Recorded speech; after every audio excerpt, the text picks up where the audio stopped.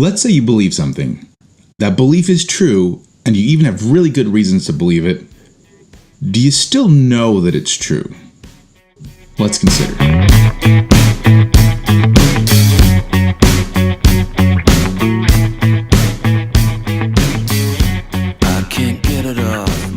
Hello, philosophers. I'm Chico.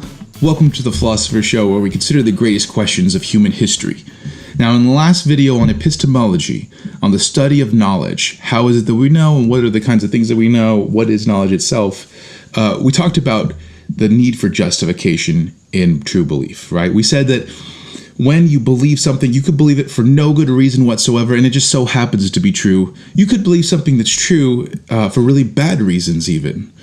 It seems like if you do believe it for those reasons, you don't know it. So we said you had to add something. You have to have like good reasons to believe that thing, right? We said justification, right? You have to be justified. And philosophers call that justified true belief, JTB for short. As long as you have JTB, it might seem like you have knowledge. Well, this is a story that philosophers, if you are a philosopher, I'm sure you're sick of.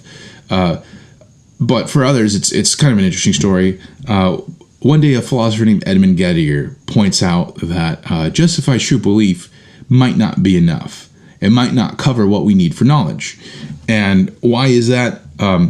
He provides some counterexamples to justified true belief theory of knowledge. Now, I should say, it's not like all philosophers were like, justified true belief theory, right? That's knowledge, JTB.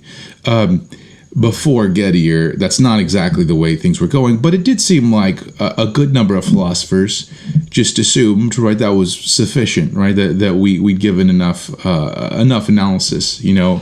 Remember I talked about how in Plato he has Socrates pointing out that true opinion isn't sufficient for knowledge, and a lot, it did seem like that for some reason that justification was sufficient. It might seem like that right now before having to hear what Edmund Gettier had to say. What was cool about the whole story was that Gettier drops a 3-page paper on people and provides some counterexamples to justify true belief theory of knowledge. He says, I can show you where we have justified true belief, but we don't have knowledge. Now, there are different things that philosophers think that they're doing with epistemology. Some philosophers think that they are analyzing the very nature of knowledge itself, right? They're saying, this is what that thing knowledge is built out of. Some philosophers think that what they're doing is analyzing our concept of knowledge, right? When we say knowledge, these are the things that we mean. We mean when we have these kinds of things. But as far as either one of them goes, they believe that you have justified true belief, then you have knowledge. If JTB, then knowledge. And Gettier provides a couple of cases where you have JTB, but you don't have knowledge. I'm gonna adapt these a little bit because I think they're a little boring. I don't know. Plus, I have other reasons because I think they're distracting in some ways. But let's say you are applying for a job. You're applying for a job, and your buddy Jones is also applying for a job.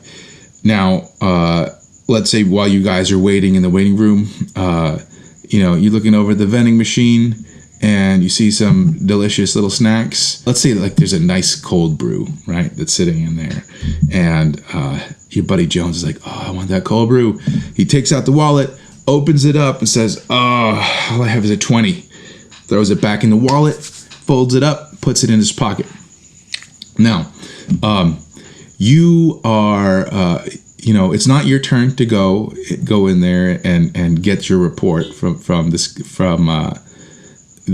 hiring agency, but the boss walks by and he calls you over and says, hey, you know that guy Jones over there, right? And you say, yes, sir, I do. Or yes, ma'am. Let's say yes, ma'am. Yes, ma'am, I do. And she says to you, yeah, is Jones cool? What do you think? And you're like, oh, man, I want this job, but I can't sell out my homie, you know. Yeah, he's cool. He's a great guy. There's not much I can say that's bad about him.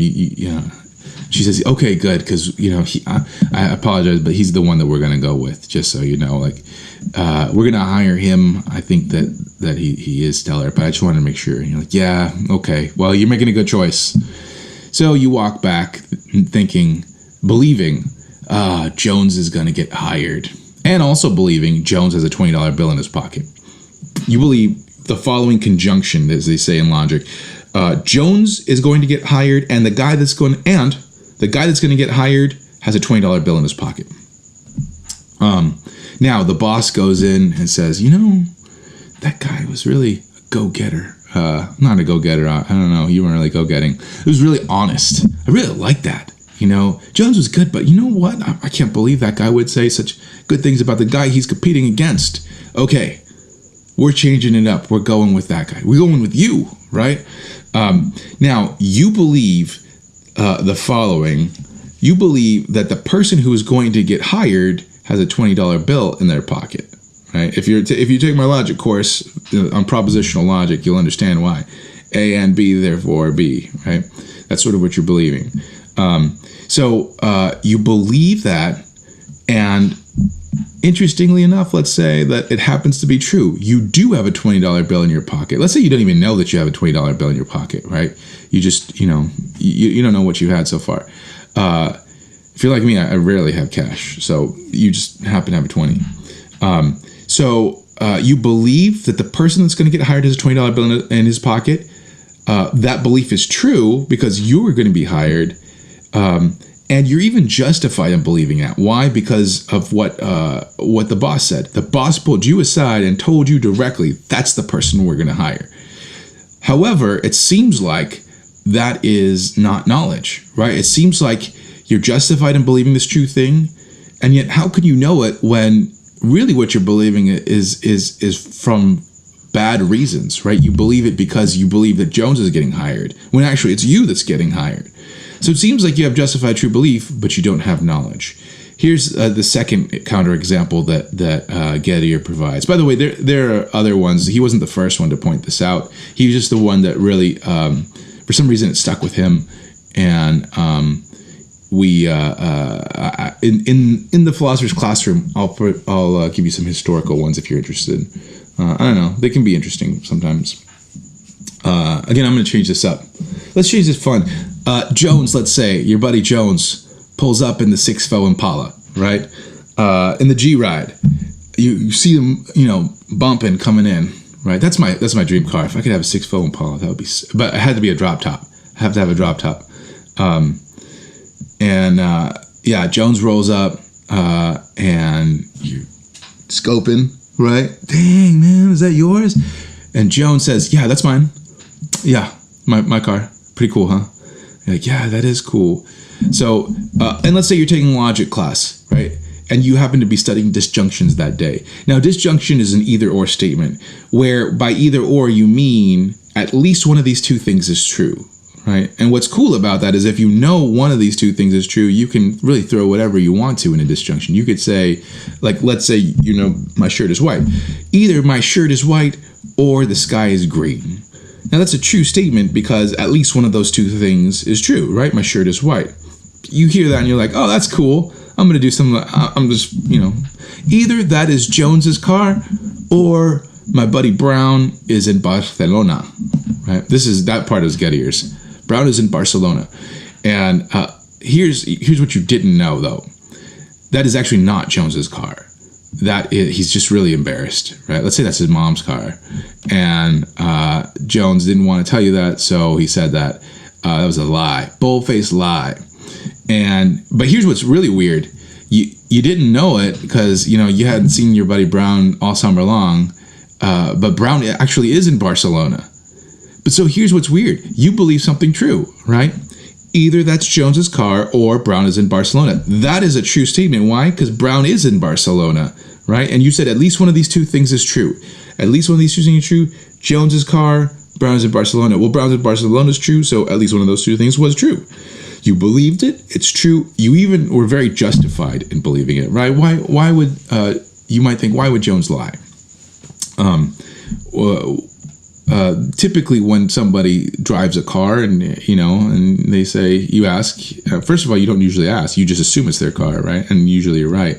But there's no real, you don't think that there's any reason for Jones to lie, let's say. And so you believe something, it's true, you're justified for believing it, but it seems like you don't know it. Why? Because you believe it for bad reasons, right? You believe it from believing a lie. So it seems like, again, you have justified true belief, but you don't have knowledge. What does this all mean then? What does this mean for what we're... I'm sorry, it's hot, so I'm getting... Again, San Clemente we've been having a heat wave. And I apologize, I know the crickets out here, I'm battling with them, and I don't know how to stop them. They're so loud.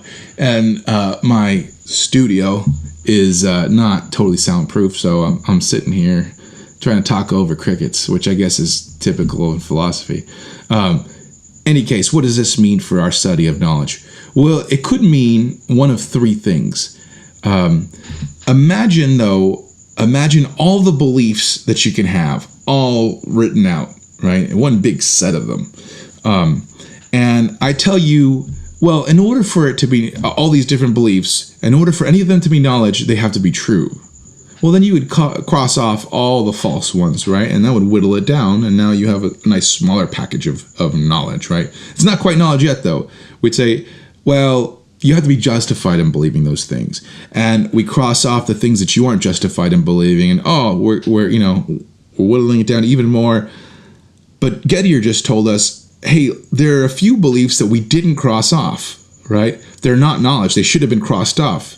But saying justification just like that didn't cross those beliefs off. So our collection of knowledge, of beliefs that are knowledge, isn't compact enough, right? It has some extra stuff.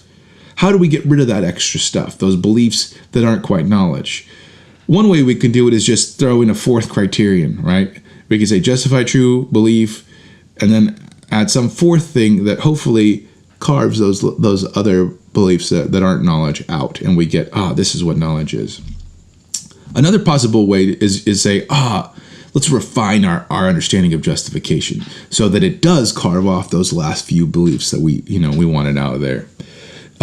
If you're trying to figure out one of those two ways of solving this, you're trying to solve the Gettier problem. That's what the Gettier problem is. And it's consumed epistemology ever since Edmund Gettier delivered this paper. This is pretty much what epistemologists do. They try to figure out how do we define knowledge by not having it be just dumb luck that you're believing in. It seems like there are some cases where it would be dumb luck. How do we do that? A third possibility is that we scrap the project, that we say, there's nothing that you can add that would perfectly, carve off those outside outliers. And there's no way that you're going to tinker with justification. Maybe it's because knowledge is a different species of thing than belief. Maybe it's because we're using this word knowledge in a very loose fashion. Maybe there is no such thing as knowledge. I don't know, right? There are a lot of options there. That's your third option. Most epistemologists won't want to go that route, but we'll explore that too as we move along in epistemology. In any case, as I always say, I think the best philosophy happens in dialogue. So please let me know what you think. Is there anything that you can think of that you can add to justify true belief that would cut it off, or ways that you can interpret justification that would get that perfect set of beliefs that are knowledge? Please like, subscribe, comment, and please tag a friend so that they can join the conversation. That's all I got. Adios.